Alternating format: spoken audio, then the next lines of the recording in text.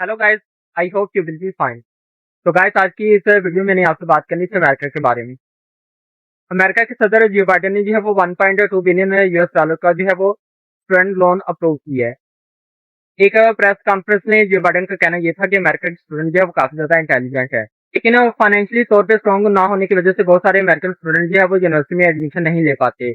इसलिए Joe Biden ने जो है वो 1.2 बिलियन यूएस डॉलर का स्टूडेंट लोन जो है वो अप्रूव करने का फैसला किया है। इस लोन की वजह से जो है वो 50,000 के करीब स्टूडेंट जो है वो फायदा उठा सकेंगे और वो यूनिवर्सिटी में एडमिशन ले सकेंगे। जैसे कि आपको पता होगा कि अमेरिका का सिस्टम ऐसा है कि अमेरिका में जो है वो पेरेंट्स अपने बच्चों को जो है वो ज्यादातर सपोर्ट नहीं करते और अमेरिकन स्टूडेंट जो है वो पार्ट टाइम जॉब करके अपनी यूनिवर्सिटी के ड्यूज जो है वो क्लियर करते हैं।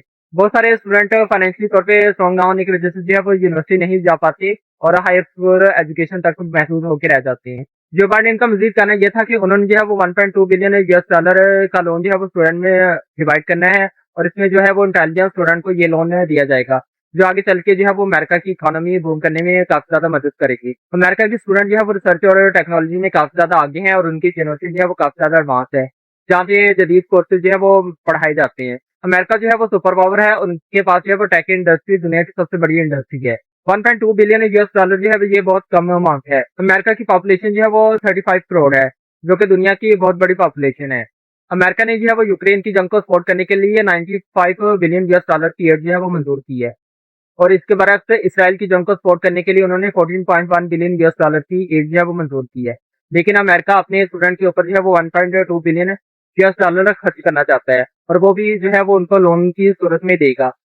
हालांकि ये लोन की सूरत में नहीं बल्कि स्टूडेंट को जो है वो स्कॉलरशिप की सूरत में देना चाहिए था। जो बाइडेन की पॉलिसी जो है वो बहुत ही मुतनाज़ है और उनके ऊपर जो है वो काफी ज्यादा तनकीद होती है। जो बाइडेन को चाहिए था कि वो इस चीज का अनाउंसमेंट करते कि इंटेलिजेंस स्टूडेंट में जो है वो 1.2 बिलियन यूएस डॉलर जो है वो डिवाइड किया जाएगा।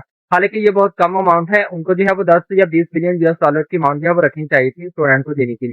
अमेरिका जो है वो जंगों को काफी ज्यादा सपोर्ट करता है और उससे अमेरिका की इंडस्ट्री जो है वो चलती है।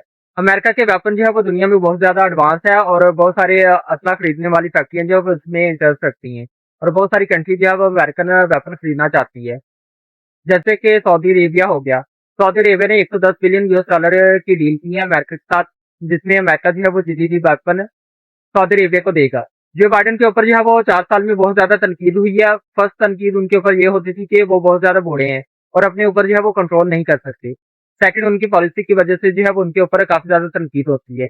अमेरिकन प्रेसिडेंट जो बाइडेन जो है वो उनको जंगों की वजह से काफी ज्यादा तनकीद का सामना करना पड़ता है, वो यूक्रेन की जंग हो या फिर इसराइल और हमास की जंग।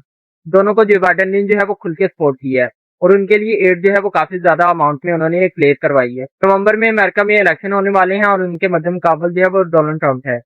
जैसे कि आपको पता होगा कि डोनाल्ड ट्रंप की पॉपुलैरिटी जो है वो आसमानों से बात कर रही है अमेरिका में। डोनाल्ड ट्रंप इससे पहले 4 साल अमेरिका के प्रेसिडेंट रह चुके हैं और उन्होंने जो है वो किसी जंग को सपोर्ट नहीं किया था।